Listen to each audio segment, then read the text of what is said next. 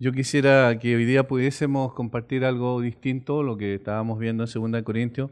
En Juan capítulo 10, vamos a, a Juan capítulo 10 y esta metáfora que el Señor utiliza aquí para referirse a su persona. En realidad en 7 oportunidades en Juan, Él utiliza el yo soy, o el ego eimi, como dicen en griego, que implica poder describirse o autodescribirse delante de sus discípulos y delante obviamente de la multitud, de la gente en general.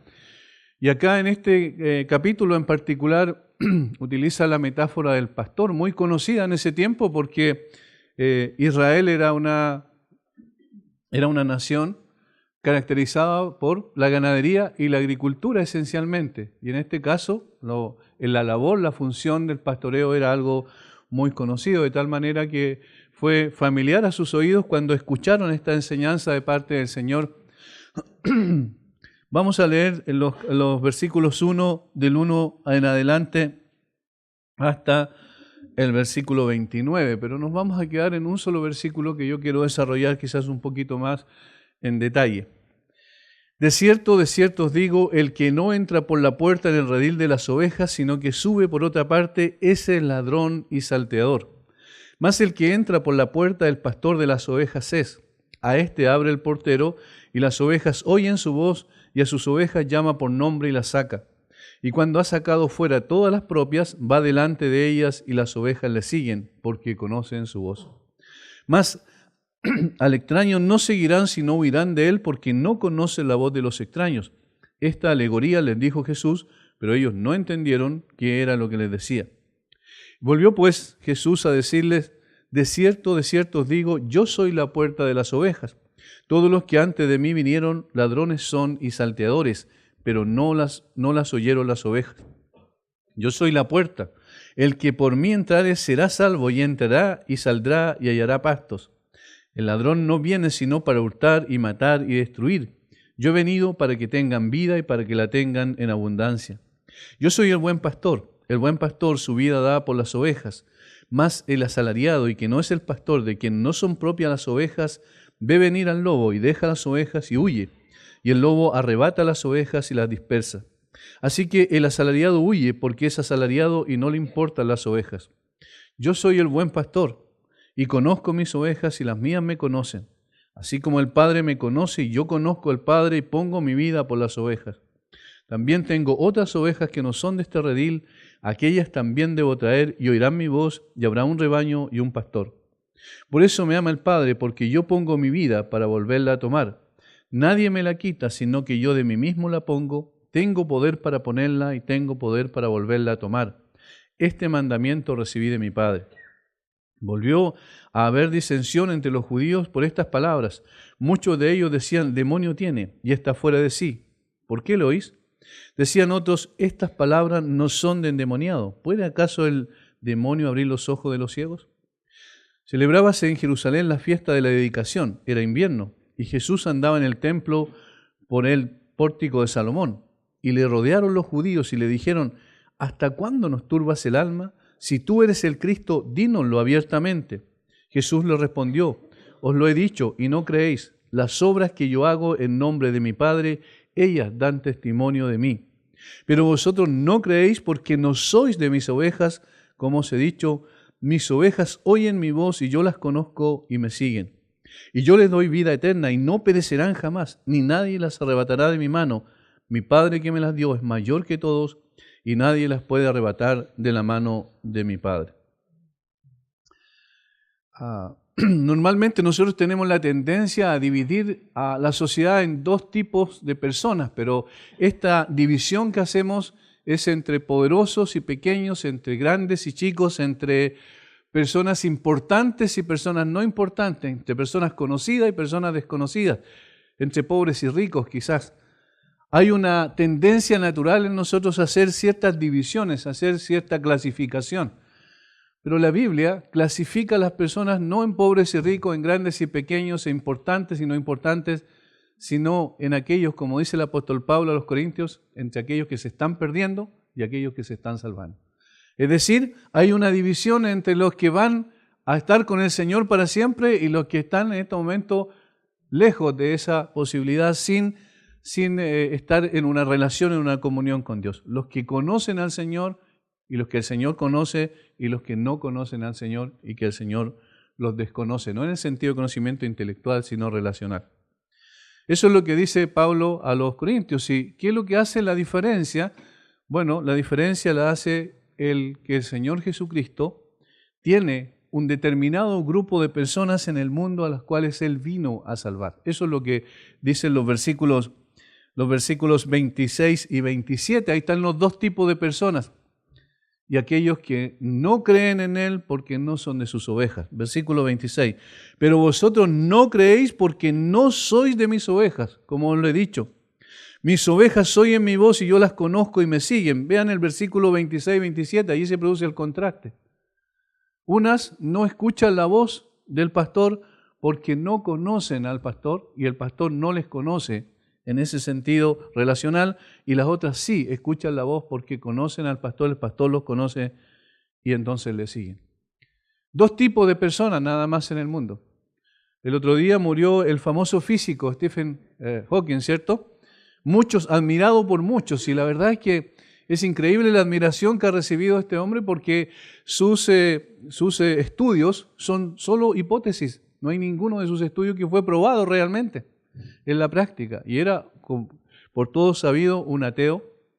Evidentemente negaba el cielo, negaba la existencia, la realidad de Dios. Decía que el universo se podía explicar sin un creador, lo cual es un absurdo, porque eso es completamente imposible. Hay que tener más fe para creer en eso que creer en lo que nosotros creemos, que tiene mucho más evidencia palpable.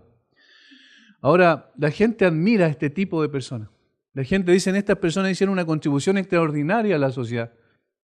Pero la verdad es que la Biblia nos habla de que es mejor ser conocido en el cielo que ser conocido en esta tierra.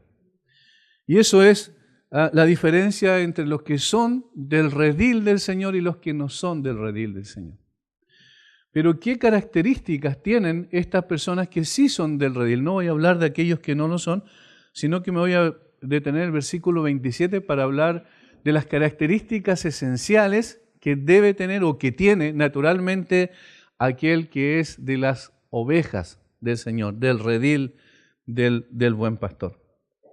Vamos a ver tres cosas aquí que yo espero ir desarrollando poco a poco, que pueda quedar clara en nuestra mente, en nuestro corazón, particularmente para que nos examinemos a nosotros mismos si realmente estamos en el Señor, porque estas características distintivas son propias de aquel que es del redil de Jesucristo. Versículo 27.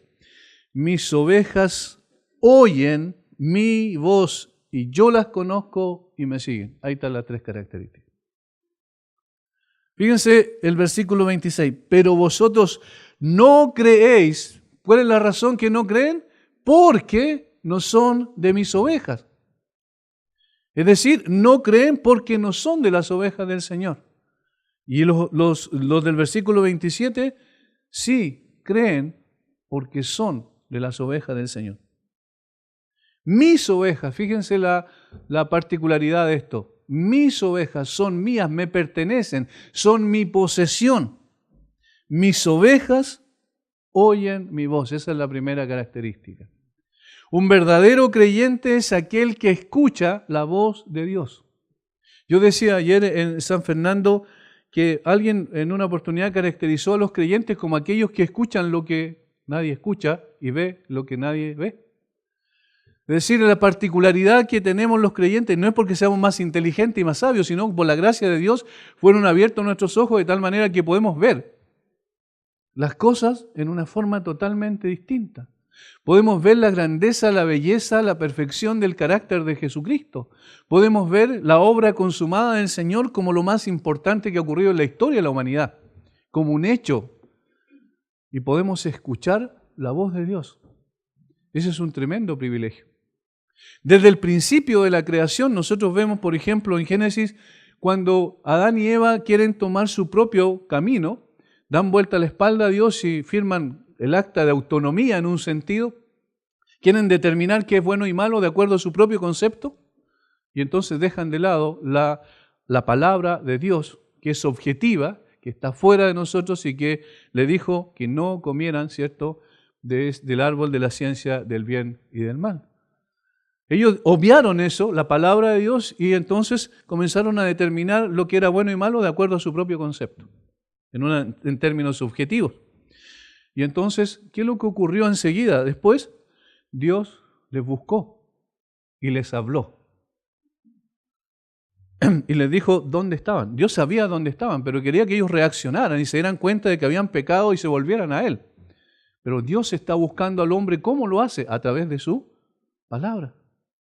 La palabra de Dios es la que Él estableció para alcanzar a las personas que están lejos de Él, enemigos de Él, como dice el apóstol Pablo, extraños y enemigos en sus mentes y en sus obras, de tal manera de volverlos a Él, pero lo hace a través de la palabra. La palabra es el instrumento en esencia de comunicación. La palabra es lo que nos permite relacionarnos el uno al otro. La palabra es que nos permite conocernos, ¿cierto? Y poder posteriormente establecer una relación. A través de la palabra lo podemos hacer. Pero la diferencia distintiva entre la palabra del hombre y la palabra de Dios es que la palabra de Dios tiene poder inherente en sí mismo. ¿Cómo creó todas las cosas el Señor? ¿Qué es lo que repite el capítulo 1 de Génesis? Y dijo Dios, y dijo Dios, y dijo Dios. Es decir, por el poder de su palabra. Ahora, ¿cómo entonces estas personas que se rebelaron contra Dios, que dieron vuelta la espalda a Dios, cómo vuelven a relacionarse nuevamente con Dios? Por el poder de la palabra de Dios. Dios los vuelve y los atrae hacia Él con el propósito de relacionarse con Él. De enemigos los transforma en amigos, para poder para darles vida y así tengan una relación viva y genuina con Él. Yo quiero que vayamos, por favor, a 2 de Corintios. Vamos a citar varios versículos acá. 2 de Corintios, capítulo 4, versículo 6. Aquí habla de la luz, pero la luz recuerden, lo primero en la creación de Dios, cuando las tinieblas cubrían la faz del abismo, ¿qué fue? La creación precisamente de la luz, por el poder de la palabra. Porque Dios, que mandó que de las tinieblas resplandeciese la luz, fíjense, mandó, esa es una orden. Eso implica la palabra. Que mandó que de las tinieblas resplandeciese la luz. Es el que resplandeció en nuestros corazones para iluminación del conocimiento de la gloria de Dios en la faz de Jesucristo. Ese es el poder del mandato de Dios. Dios dijo y existió, dice el salmista. Dios mandó y entonces fue una realidad. Y esto es lo que ocurre, pero en el interior, en el corazón de las personas. Esta es una nueva creación, pero esta nueva creación se produce por el poder de su palabra. Vamos ahora a Santiago. Santiago capítulo 1. Vamos a establecer, mejor dicho, vamos a ver cómo la Biblia establece este principio del poder de la palabra para dar vida precisamente donde no la había. Capítulo 1, versículos 17 y 18. Toda buena dádiva y todo don perfecto desciende de lo alto, del Padre de las luces, en el cual no hay mudanza ni sombra de variación. Él, de su voluntad, nos hizo nacer por la palabra de verdad.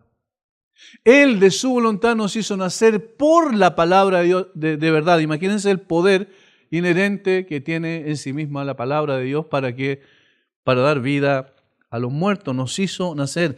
Primera de Pedro, un poquito más adelante, versículo 23 al 25.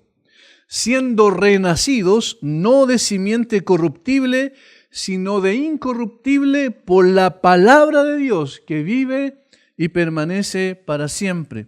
Porque toda carne es como hierba y toda la gloria del hombre como flor de la hierba se seca y la flor se cae, mas la palabra del Señor permanece para siempre. Y esta es la palabra que por el Evangelio os ha sido anunciada. Es decir, cómo la persona muerta llega a tener vida espiritual. ¿Cómo una persona que es insensible totalmente a las cosas del Espíritu de Dios, como dice el apóstol Pablo en 1 Corintios 2:14, puede llegar a tener vida? ¿Cómo pueden ser abiertos sus ojos espirituales y ver lo que nunca antes vio y entender lo que nunca antes entendió? Por el poder de la palabra. Y eso entonces es lo que establece, o la forma que utiliza Dios para establecer una relación. ¿Por qué? Porque Él viene con su palabra, da vida a eso que estaba muerto espiritualmente, y entonces al ser abiertos los ojos de esa persona y al ser sensible a las cosas de Dios, entonces ve la grandeza, la belleza, la perfección del carácter de Jesucristo, y entonces está dispuesto a tener una relación con Él. Ahora, ¿cómo se conoce entonces un creyente? Obviamente se conoce porque desea, anhela la palabra de Dios. Una persona que puede haber tenido muchos años en la iglesia, puede tener mucho tiempo congregándose, incluso puede cumplir externamente una serie de reglas que da o ceremonias que da la religión. Sin embargo, si esa persona no tiene hambre por la palabra de Dios, es un problema grave. ¿Y cómo lo ilustra? Lo ilustra Pedro. Pedro dice, desead como niños recién nacidos. Fíjense, la metáfora que utiliza es muy significativa. Siempre me llamó la atención a mí aquello. Porque un niño recién nacido no tiene que enseñarle, no tiene que guiarlo, no tiene que hacerle un discipulado, ¿cierto? Para que anhele la leche de su madre. Naturalmente el niño se apega al pecho de su madre para poder alimentarse. Eso viene en su corazón, eso viene en su constitución como ser humano, eso viene en su ADN. Entonces el niño quiere, anhela, desea y busca desesperadamente para poder alimentarse. Y por eso la metáfora es muy significativa. Desear como niños, como niños recién nacidos. A mí me llamaba la atención siempre que durante mucho tiempo las iglesias adoptaron un sistema de discipulado que era muy extraño. Por ejemplo, el discipulado de ir a las casas de la gente a hacerle discipulado. Buscar a la gente para, no, pero vamos a hacerle discipulado porque esta persona ya hizo una oración y ahora, entonces es un creyente y ahora hay que edificarla nomás. Pero la persona esa a la cual iban a su casa muchas veces ni siquiera venía a la iglesia porque no tenía interés. Entonces había que llevarle el alimento a su casa, en otras palabras. ¿Y por qué no buscaba naturalmente? Si realmente una persona nace de nuevo, esa persona lo que desea es precisamente la palabra. Porque ¿qué es lo que le dio vida? La palabra. Y entonces, ¿qué va a preservar la vida? La palabra. ¿Entienden? Hay una necesidad natural en el corazón de esa persona. Un anhelo natural en el corazón de esa persona. Esa persona no va a buscar a la iglesia para ser entretenida. No va a buscar a la iglesia para divertirse, no va a buscar a la iglesia para solucionar sus problemas puntuales. Esa persona va a buscar al Señor porque escuchó la voz del buen pastor y le es familiar ahora. Ahora tiene una característica significativa porque es como cuando uno, ya me voy a recordar de mucho tiempo atrás, ¿cierto? Pero cuando uno recién conoció a la persona con la cual posteriormente se casó, en ese tiempo, por lo menos en mi tiempo, ya voy a hablar de mi tiempo así que no se sientan ofendidos los más jóvenes, pero en ese tiempo no habían celulares, ¿verdad, Patricio? Patricio me entiende de mi época. No había celulares, entonces ¿qué hacíamos nosotros? Por ejemplo, buscar un teléfono público, ¿verdad? Una monedita al teléfono público y la alegría grande escuchar la voz del otro lado del teléfono, ¿cierto? ¿No es verdad? Había una alegría muy grande y qué linda la voz. Qué precioso. Y quería uno escuchar todo el tiempo esa voz. Ahora, ¿por qué? Porque había una familiaridad, era una voz conocida. Una voz de alguien a quien queríamos, que teníamos un sentimiento importante hacia esa persona. Miren cómo esto se evidencia también en términos espirituales. Si realmente hemos nacido de nuevo por el poder de esa palabra y esa palabra entonces nos es familiar. ¿Y qué es lo que queremos aquellos que hemos nacido de Dios? Queremos escuchar la voz de Dios. Así como las ovejas, por ejemplo, las ovejas no escuchan cualquier voz, las ovejas escuchan la voz del pastor, de quienes son propiedad. Hay unas ilustraciones interesantes en internet. Alguien intentó ver en la práctica cómo sucedía y fueron varias personas, por ejemplo, a un piño grande de ovejas y les empezó a llamar una persona y las ovejas no le hacían caso. Luego otra persona y no les hacían caso. Y luego viene el pastor y las llama y las ovejas inmediatamente van a él. Eso es, hay una familiaridad, una relación. Hermanos, eso es el cristianismo. El cristianismo es que nosotros un día escuchamos la voz del buen pastor y salimos de la tumba espiritual en la que nos encontrábamos y entonces ahora nos apegamos a ese buen pastor. Y amamos a ese buen pastor y deseamos escuchar su voz. Y su voz nos parece deleitosa. Hay placer, hay satisfacción en escuchar al Señor. Y por eso es extraño cuando alguien dice, sí, yo soy creyente y tú lees la palabra, sí, los domingos. ¿Cómo es eso? No, sí, mira, yo la verdad es que leo de vez en cuando, pero me aburro, dicen algunas personas. ¿Cómo te vas a aburrir de escuchar la voz del buen pastor? Si fue quien te salvó, quien dio su vida por ti, eso es lo que dice anteriormente. Yo pongo mi vida por mis ovejas. Quien arriesgó todo. En el Oriente era natural que los pastores se alejaran mucho de los sectores poblados para poder llevar a las ovejas porque necesitaban encontrar buenos pastos, porque no era tan fácil. Nosotros acá vivimos en el sur donde es fácil encontrar buenos pastos. Pero en ese lugar, en ese sector no era tan fácil. Y recorrían grandes distancias. ¿Recuerdan la historia de José? Los hermanos recorrieron una gran distancia, mucha distancia, y lógicamente no podían volver en la noche, en la tarde, porque no alcanzaban, entonces se quedaban allí y hacían un redil improvisado para poder resguardar las ovejas en la noche. Y habían fieras salvajes, y habían una serie de peligros para las ovejas, y entonces el pastor dejaba un espacio abierto en el redil y ahí se ganaba, ahí se sentaba literalmente para cuidar a las ovejas.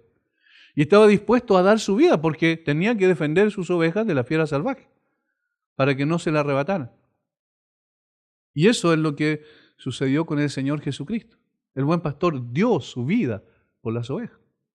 ¿Cuál es el gran mensaje del Evangelio? Ese, que el buen pastor dio su vida por las ovejas.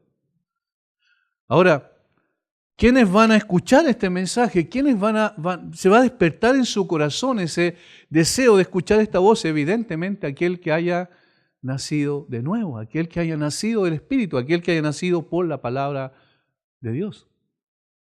Por eso es que una iglesia que espera atraer a la gente a través de cualquier otra cosa que no sea la palabra, está completamente equivocada. Porque quizás va a atraer a mucha gente que quiere escuchar muchas cosas, pero no quiere escuchar lo que realmente va a transformar su vida, que es la palabra de Dios. Esta familiaridad que nosotros tenemos con aquel quien es el dueño de nuestra vida, quien nos salvó, quien nos redimió, es que escuchamos la voz de Dios. Fíjense los versículos anteriores del capítulo 1 en adelante, versículo 3 específicamente. A este abre el portero y las ovejas oyen su voz. Versículo 4, y cuando ha sacado fuera todas las propias va delante de ella y las ovejas le siguen porque conocen su voz. Oyen su voz porque conocen su voz. Versículo 5, mas al extraño no seguirán, sino huirán de él porque conocen la voz de los extraños. Es decir, también una oveja del Señor tiene discernimiento para ver cuando no es la voz de Dios la que están escuchando. Por eso es que esta proliferación de sectas y movimientos extraños antibíblicos que tienen a tanta gente seducidas por huecas sutilezas de los hombres, simplemente como dice Pablo, este tipo de movimiento en realidad es producto de que hay personas que escuchan esa voz. Estos falsos profetas de la prosperidad que dicen que vengan al Señor y entonces van a ser millonarios y que tienen que dar mucho y finalmente dejan con los bolsillos vacíos a la gente, los engañan con este tipo de falsedades y la gente corre tras ellos. Esta gente escucha la voz de un extraño y un verdadero creyente no escucha la voz de un extraño. Eso es lo que está diciendo ahí. discierne, entiende, hace un filtro y se da cuenta cuando no es la voz de Dios la que está siendo entregada. Versículo 14. Yo soy el buen pastor y conozco mis ovejas y las mías me conocen. Así como el Padre me conoce y yo conozco al Padre y pongo mi vida por las ovejas. También tengo otras ovejas que no son de este redil. Aquellas también debo traer. Y mire lo que dice. Y oirán mi voz. Oirán mi voz. Es decir, hay personas aquí en esta misma ciudad, en Villarrica y en el mundo en general, en cada ciudad del mundo que va a escuchar la voz de Dios. Está en tiempo futuro, ¿cierto? Oirán mi voz. Es decir, aquellas personas que el Señor escogió por gracia antes de la fundación del mundo, va a venir su palabra a ellos y ellos van a sentir familiaridad con esa voz y van a querer escuchar la voz de Dios. La voz del buen pastor. Y una cosa interesante aquí, nos dice escuchar la voz del pastor humano. Y a ver si me explico. Evidentemente, los que el Señor ha puesto en el ministerio hemos sido puestos para poder transmitir esto, pero no para poder atraer a la gente hacia nosotros. No es nuestra voz lo que importa. Nosotros somos seres humanos. Nosotros somos impotentes frente a cualquier cosa que ocurra. Nosotros no tenemos control y dominio muchas veces sobre lo que va a pasar mañana, lo que va a pasar en una hora más, porque no lo determinamos nosotros. Somos simples seres humanos. Pero aquí está nuestra labor, es llevar a la gente a que escuche la voz del buen pastor. El buen pastor que dio su vida por las ovejas, a él tienen que oír. Él tiene que ser escuchado, a él tienen que anhelar oír todo el tiempo de su vida. Esa es la razón por la cual la palabra de Dios es la que tiene que ser proclamada de los púlpitos y no nuestras propias reflexiones y pensamientos que son obviamente falibles, sino la infalible palabra del buen pastor. Ahora, entonces, en consideración a eso, la pregunta que tenemos que hacernos en términos de aplicación es, ¿estoy escuchando la voz del buen pastor? ¿Deseo la voz del buen pastor? ¿Anhelo escuchar al buen pastor todo el tiempo, todos los días? ¿Es mi más ferviente deseo? Y si no es así, hay un problema. Tengo que revisar mis bases, mis fundamentos sobre los cuales yo digo que soy un creyente. Un creyente escucha la voz de Dios. Noten la diferencia. La gente quiere escuchar cualquier voz en la sociedad, pero no quieren escuchar la voz de Dios. ¿Y eso por qué? Porque no son de mis ovejas, dijo el Señor. Pero mis ovejas oyen mi voz.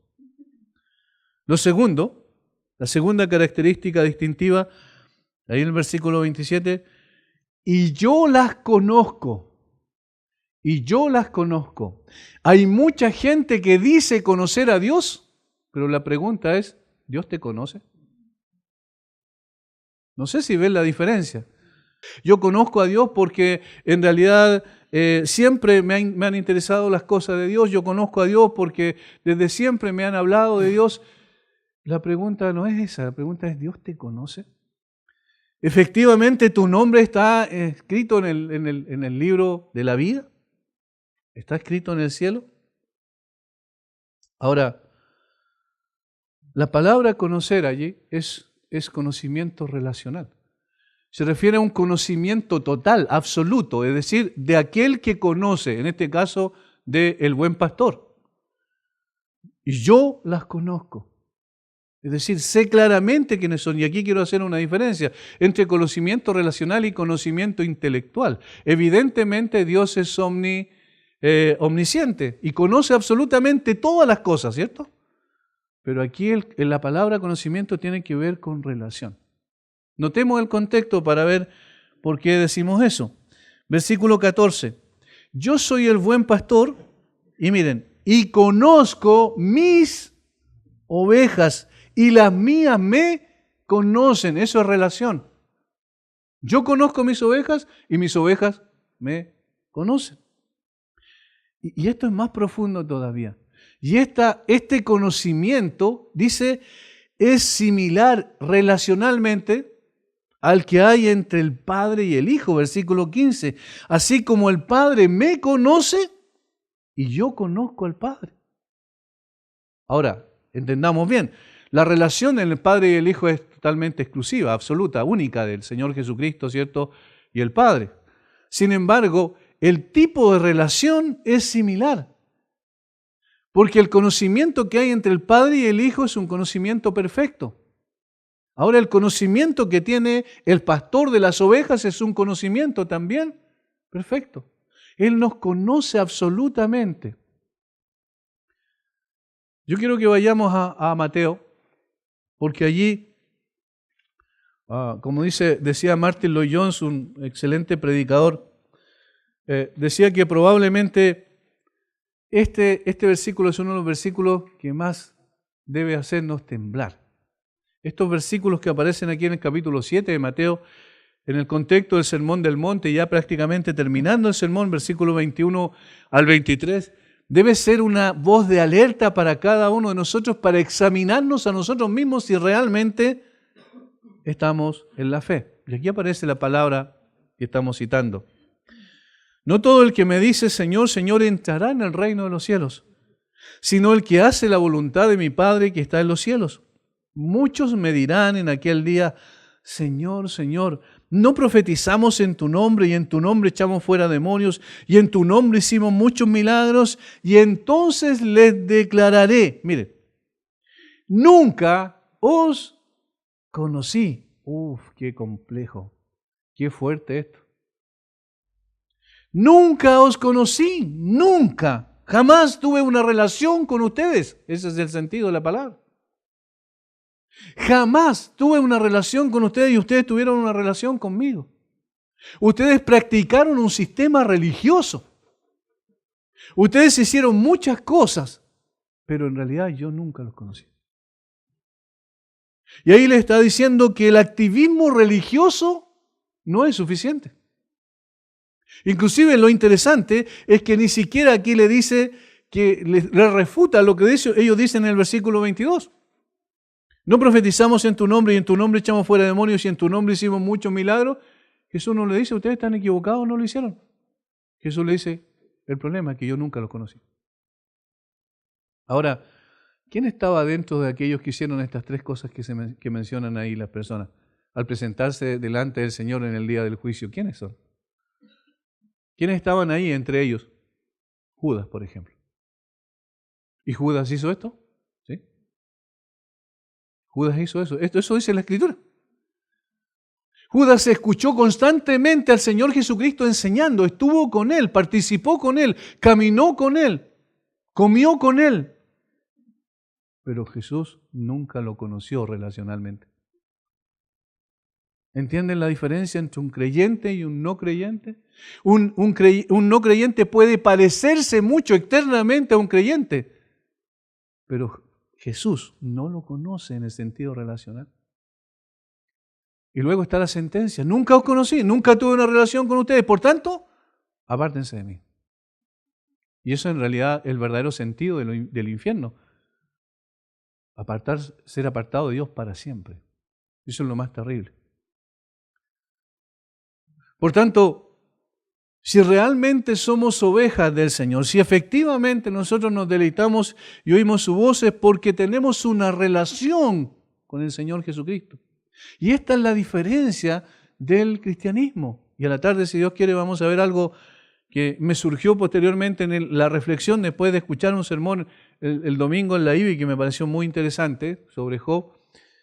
Pero yo pensaba en ese momento, ¿qué es lo que significa realmente el cristianismo ahí en el contexto del capítulo 1 y 2 de Job? Y la verdad es que cuando uno se da cuenta qué es lo que significa realmente el cristianismo, uno ve que no se trata de poner la mira en lo que el Señor nos dio, nos concedió, inclusive la salvación, sino se trata de poner la mira en el Salvador, el que nos concedió la salvación. ¿Entienden la diferencia? Es decir, no se trata de poner la mira en los dones que Dios da, sino el dador de los dones. Y eso implica una relación con Él. Nosotros anhelamos estar con Él. Una persona que no anhele estar con el Señor aquí en la tierra, ¿qué va a ir a hacer al cielo? Es decir, un creyente genuino se caracteriza y se distingue absolutamente de aquellos que no lo son, aquellas ovejas, de aquellos que no son las ovejas del Señor, en el sentido de que quiere estar con el Señor. Tiene una relación viva, genuina. No se trata incluso de mero intelectualismo, no se trata de tener un conocimiento profundo, a veces intelectual solamente de las Escrituras. Porque las Escrituras no son un fin en sí mismo, nosotros no somos bibliólatras, ¿verdad? No adoramos la Biblia, nosotros adoramos al Dios de la Biblia. Pero ¿quién nos conduce hacia eso? Son las Escrituras, porque es la voz de Dios. Escuchamos la voz de Dios y conocemos a aquel que dijo esto que nosotros estudiamos. Pero tenemos una relación con Él, principalmente, esencialmente. Y cuando uno entiende esto, surgen algunas cosas que son obvias, que son consecuencias lógicas. Por ejemplo, que cuando yo entiendo que tengo una relación con Dios, sé que delante de quien tengo que dar cuenta siempre es delante de Dios. Sé que al único que yo tengo que agradar en mi vida es a Dios. Que aunque desagrade a los hombres, eso no importa, no tiene mayor trascendencia. Me pueden evaluar de una u otra manera, pero lo importante es cómo me evalúa Dios. Yo quiero estar en la voluntad de Dios, yo deseo estar en la voluntad de Dios porque yo conozco a Dios y sé de su bondad, de su gracia, de su misericordia, sé cómo Él me ha tratado y cómo Él me trata y me seguirá tratando por pura gracia. Y entonces yo quiero seguirlo, yo quiero servirle, yo quiero hacer su voluntad porque tengo una relación con Él. Yo conozco mis ovejas y las mías me conocen. ¿Ven la relación que existe? Esta es la segunda característica distintiva. Y la tercera está ahí en el mismo versículo, y es notable que alguien estudioso de las Escrituras se dio cuenta de algo interesante en el Nuevo Testamento, que cada vez que el Señor hablaba, cuando llamaba a alguien, el Señor lo llamaba a esto, a seguirlo. Fíjense, ni siquiera lo llamaba a creer en Él, sino a seguirlo a Él. Y esta es la tercera característica. Miren. Mis ovejas oyen mi voz, yo las conozco y me siguen. No sé si se dan cuenta de un detalle. No dice yo las arreo. ¿Cierto? ¿Entienden la diferencia? Alguien que va arreando, que va empujando las ovejas para que... No, y me siguen. ¿Y cómo en el oriente se guiaban las ovejas? Así, el pastor iba adelante y las ovejas siguen atrás. Lo seguían. Y me siguen. Cuando Él llamó a Pedro, por ejemplo, y a su hermano, vamos a Mateo capítulo 4, ¿qué es lo que el Señor le dice? Capítulo 4, versículo 18 en adelante. Andando Jesús junto al mar de Galilea, vio a dos hermanos, Simón, llamado Pedro, y Andrés su hermano, que echaban la red en el mar porque eran pescadores. Y les dijo, venid en pos de mí. En otras palabras, síganme, ¿cierto? Yo os haré pescadores de hombres. Ellos entonces, dejando al instante las redes, le siguieron. Le siguieron. Esa es la característica. Versículo 21. Pasando de allí, vio a otros dos hermanos, Jacobo, hijo de Zebedeo, y Juan su hermano, en la barca con Zebedeo su padre, que remendaban sus redes, y los llamó. Y ellos, dejando al instante la barca y a su padre, le siguieron. Después habla de Mateo, de Leví, ¿cierto? El cobrador de impuestos que estaba ahí en la mesa de su oficina, por decirlo así, pública, cobrando los impuestos, y le dice, ¿qué? Sígueme, nada más. Y él le siguió. Fíjense la relación. Le siguió, escuchó la voz, el llamado, y le siguió. Cuando se habla de la Biblia del creyente, se habla de un discípulo. Creyente y discípulo son sinónimos en el Nuevo Testamento. Ese es otro concepto errado que nosotros manejamos por mucho tiempo. Decíamos, primero es un creyente, después es un discípulo. No, es un creyente, es un discípulo es un creyente.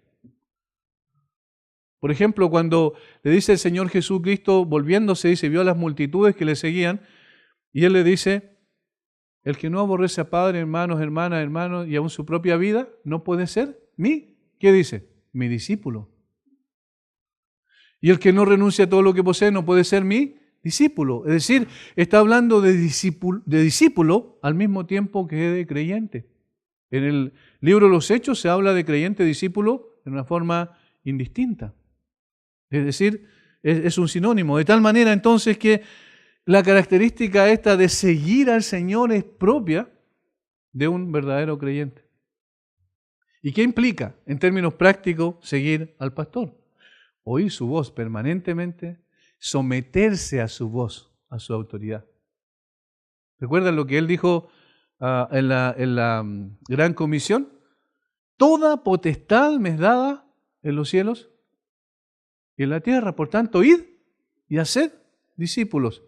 Pero ¿dónde comienza? Toda potestad, toda autoridad. La persona que conoce al Señor se somete a esa autoridad. ¿Y cómo se evidencia que se somete a esa autoridad? Por medio de someterse a su palabra. Y entonces él desea hacer la voluntad de aquel que lo llamó, de aquel que lo salvó. Todo creyente es un seguidor de Cristo. Y aquí obviamente se desprenden otras cosas. No es un seguidor de una denominación determinada. No es un seguidor de una persona en particular. Ayer hablábamos con los pastores algo interesante. Alguien se acordó del fenómeno de Caradima, ¿cierto? De este sacerdote ahí en la Capilla del Bosque en Santiago. Y conversábamos acerca de esa situación del fenómeno sectario. Y el fenómeno sectario tiene una característica. La persona que es seducida en ese fenómeno sectario sigue a un ser humano, sigue a un líder. Pero un líder humano, que lo seduce, que coloca un halo de misterio alrededor de él, que guarda ciertas cosas, ¿cierto?, como en secreto, que supuestamente él tiene una relación mística, única, exclusiva con Dios y Dios habla a través de él. Todas esas son características distintivas de un fenómeno sectario. Pero, ¿por qué la gente sigue a eso, a ellos? Porque sigue a una persona humana, es seducida por el carisma, es atraída por el carisma de una persona. Esa es la autoridad personal. Pero la autoridad que, digamos, escritural, es la autoridad de Jesús hablando a los suyos, llamándolos por sus nombres y entonces nosotros siguiéndolo a Él. No seguimos a hombre alguno y nunca siga a hombre alguno. Nunca se ame más a un pastor humano que al pastor divino, porque el pastor divino fue el que murió por usted. Nunca ame más su denominación que a Cristo. Cristo es el que entregó su vida. Él dio su vida por sus ovejas. Usted tiene vida eterna porque Él murió por usted. Nadie más. Entonces, ¿a quién seguimos? Obviamente, al Señor. Él es digno de ser seguido. Yo cuando leía un poquito más y meditaba en el caso de Job, yo decía, Job sabía en quién había creído. A pesar de que tambaleó en el proceso, porque bien sabemos, al final el Señor le demostró que estaba confiando más en su propia justicia. Sin embargo, él siempre mantuvo su vista puesta en el Señor. ¿Por qué no reclamó contra Dios después de que lo perdió todo? Su familia, sus bienes y todo lo que poseía. Porque él hizo una reflexión muy, muy práctica. Desnudo salí del vientre de mi madre y desnudo me voy. Es decir, llegué a este mundo sin nada y me voy sin nada y no hay problema. Increíble eso. En el contexto en el que se dio uno piensa, sí, yo también lo repito, ¿verdad? Y lo tengo ahí en el refrigerador el versículo. Pero en el contexto que se dio, ¿haríamos lo mismo? Ese es algo para reflexionar. Es durísimo lo que pasó con él. Ahora, porque él sabía a quién seguía. El apóstol Pablo dijo, poco antes de partir, escribiendo ya sus últimas cartas a Timoteo, el apóstol Pablo dijo, porque yo sé en quién he creído. Yo sé, yo tengo convicción, certeza. Por eso Josh McDowell escribió un libro que se llama Convicciones más que creencias. Es decir, el cristianismo se trata de una convicción profunda. de que la persona del Señor Jesucristo es la persona más extraordinaria con la cual yo puedo relacionarme. Y esa relación con Él no termina aquí en la tierra, sino que permanece para siempre. Todas las demás relaciones terminan aquí. Pero la relación con Jesús nunca, jamás. Por eso estamos llamados a seguir a Jesús, a seguir sus pisadas. Yo quiero que vayamos a Primera de Pedro, porque Pedro es muy claro allí y lo hace también en un contexto de sufrimiento, de aflicción por parte de aquellos que habían sido expatriados por causa del nombre del Señor Jesucristo. Estaban sufriendo persecución fuera de su patria. Capítulo 2.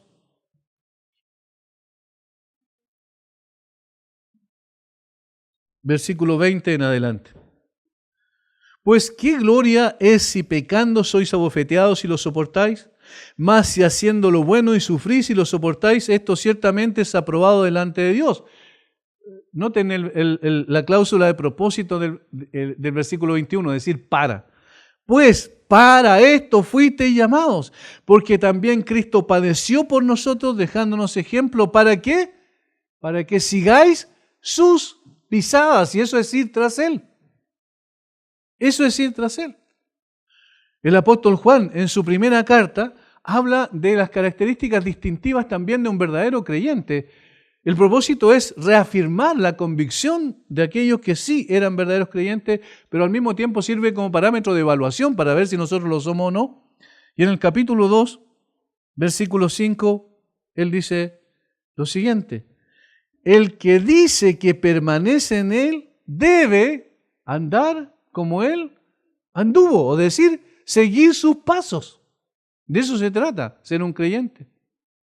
Se trata de seguir al Señor Jesucristo. Yo sé, no es fácil, y no es fácil principalmente porque tenemos un gran enemigo, y fíjense lo que voy a decir, no es Satanás, somos nosotros mismos. Es nuestro orgullo, es nuestro ego, es que no queremos ceder el trono a quien realmente lo tiene sobre nosotros, por legítimamente, por creación y por redención. Es decir, nosotros nos cuesta seguir al Señor porque nosotros nos seguimos a nosotros mismos. Y es difícil eso, el caminar con Cristo, claro, pero principalmente por causa de nuestro egocentrismo. Cuando nos desprendemos de eso y empezamos a caminar con Él, nos damos cuenta que el camino del Señor es el mejor, aunque sea el más complejo, porque el camino del Señor llegó incluso a la cruz. Y por eso es que Él dijo, y el que no toma su cruz cada día y me sigue no puede ser mi discípulo. Seguir al Señor entonces implica no solo seguirlo cuando las cosas vienen bien, sino también cuando las cosas vienen mal. Seguirlo cuando estamos, como dijo Pablo, en prosperidad o cuando estamos padeciendo necesidad. Seguirlo cuando estamos bien de salud y no tenemos problemas, como cuando estamos en el lecho de enfermedad.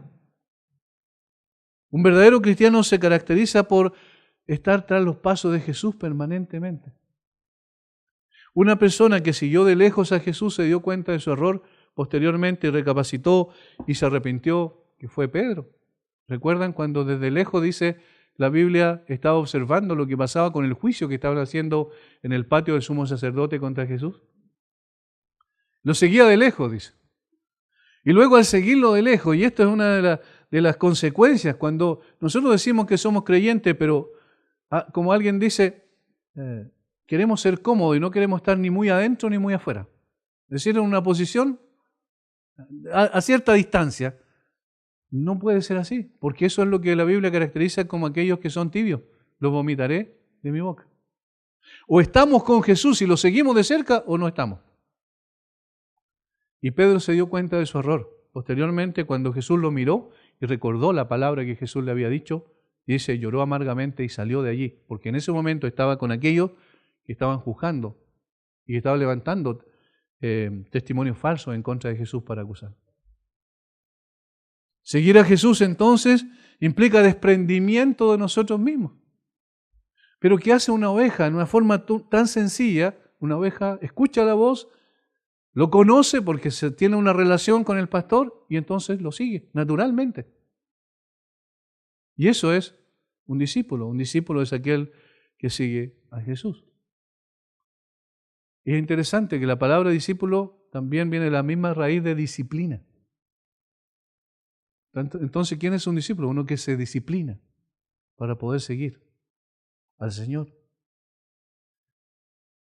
No sé si ven la importancia de estos principios que son evidentemente evaluativos porque nos sirven como un parámetro. Es como un espejo en donde veamos nuestro propio carácter espiritual. ¿Estoy deseando, anhelando escuchar la voz de Dios todo el tiempo? ¿Tengo una relación viva y genuina con Él y entiendo que esa relación es la más importante de todas las relaciones que tengo? ¿Que todas las demás las voy a perder? ¿Que todas las demás se van a terminar en esta tierra y con la muerte se termina? Pero la relación con Jesús va más allá de esta tierra. Y entonces lo estoy siguiendo consecuentemente. Y miren, ¿qué es lo que Él dice que pasa con estas ovejas? Estas ovejas que escuchan su voz, estas ovejas que lo conocen y Él las conoce, y estas ovejas que lo siguen. Versículo 28. Y yo les doy vida eterna. Y yo les doy vida eterna. Yo decía el otro día, el jueves, que había una frase que muchos citan ahora de Stephen Hawking, que decía que mientras hay vida, hay esperanza, decía él. Y él se refería a que mientras el hombre tenga vida, puede seguir investigando los misterios del universo. ¿Cuál es el problema? Es que el hombre es mortal. Y entonces va a llegar un momento donde no va a tener vida. La pregunta es, ¿se acabó la esperanza? Sí, pues para un hombre que no tiene vida eterna se acabó la esperanza.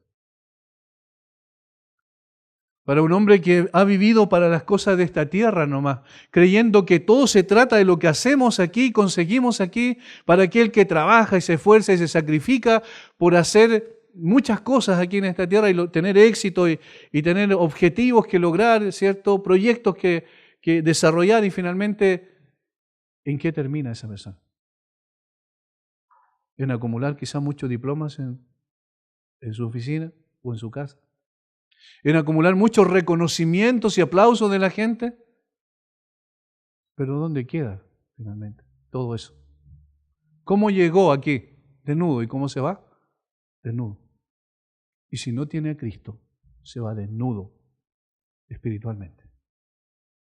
Y eso significa que ya no tiene vida. Vida eterna. Qué distinto. Hay dos cosas aquí en aplicación práctica. Hermanos, debemos valorar esta vida eterna. A veces nos hemos acostumbrado tanto a repetirla, pero no pensamos, no detenemos, nos sentamos y pensamos en lo que implica esto. Eso significa que nuestra esperanza no es vana, no es vacía, no es hueca, no depende del aplauso y la aceptación de la gente. Nuestra esperanza es eterna, digamos, permanece para siempre mientras estemos en esta tierra y luego se transforma no en esperanza, sino en realidad, cuando pasamos el umbral de esta vida, cuando vamos más allá de esta tierra. Ahora, una persona que tiene vida eterna, ¿puede vivir de una manera distinta aquí en la tierra? Por supuesto que sí. Por supuesto, eso lo motiva a alcanzar objetivos también espirituales. Eso le lleva a mirar las cosas que no se ven y no las que no se ven. Las que se ven, porque las cosas que no se ven son eternas y las que se ven son pasajeras. Eso le lleva a colocar la mirada en las cosas de arriba, no en las de la tierra. Y yo les doy vida eterna. Y no perecerán jamás, ni nadie las arrebatará de mi mano. Esto es lo que Jesús promete. Esto es lo que yo voy a hacer con cada uno de ustedes. Por eso que el mensaje del Evangelio es tan extraordinario, tiene tanta belleza, tiene tanta trascendencia. El mensaje del Evangelio es el único que puede cambiar la sociedad y aunque encuentren que esto es una utopía, no es así. El mensaje del Evangelio es el que transforma la vida de la gente. Por ejemplo, Agustín de Hipona en el siglo V después de Cristo. Era un hombre terriblemente vil también, inmoral completamente. Y el Señor lo alcanzó y lo transformó en un hombre que ha sido de bendición por siglos. David Livingstone, el gran descubridor de África. Él era un hombre extraordinario desde el punto de vista de su profesión. Él fue a África como una persona que iba a encontrar, ¿cierto?, la fuente del Nilo y hacer mapas de África. Fue el primero que hizo mapas de África. Desde Inglaterra fue. Pero su propósito no era ese, principalmente su propósito era alcanzar a los africanos para Cristo. Este hombre, que hasta el día de hoy uno ve de repente los canales estos que dan, ¿cómo se llama?, algunos documentales relacionados con África y del origen del Nilo y todas esas cosas, lo nombran al pasar. Y esta gente que hace esos documentales son evolucionistas. Pero David Livingstone no era evolucionista. Era un hombre que creía en un creador. Y él fue un gran misionero. Mucho más importante para Dios fue el hecho de que él fue un misionero que el hecho de que él fue una persona que hizo descubrimientos en África. ¿Cómo puede ser posible que Dios haga esas cosas con una persona común y corriente? Obviamente, porque Dios es poderoso para cambiar nuestra vida, para llamarnos a una relación con Él y para que al seguirlo a Él seamos transformados en el proceso también. Por eso, yo les doy vida eterna y no perecerán jamás ni nadie las arrebatará de mi mano. Eso que digan de uno es lo mejor. No hay nada más importante. Es mucho más importante que el reconocimiento, el aplauso y la aceptación de la gente. Es mejor ser anónimos en esta tierra, pero conocidos en el cielo. Eso es mucho mejor. Hermanos, estas son las 3 características distintivas de una verdadera oveja del Señor. Escucha la voz del pastor, conoce, tiene una relación con el pastor y sigue al pastor. Vamos a orar. Padre, una vez más agradecidos de tu extraordinaria bondad. Una vez más agradecidos de que tu palabra, Señor, es la que produce el nuevo nacimiento, la que llama a una relación contigo y la que en definitiva nos transforma en seguidores tuyos.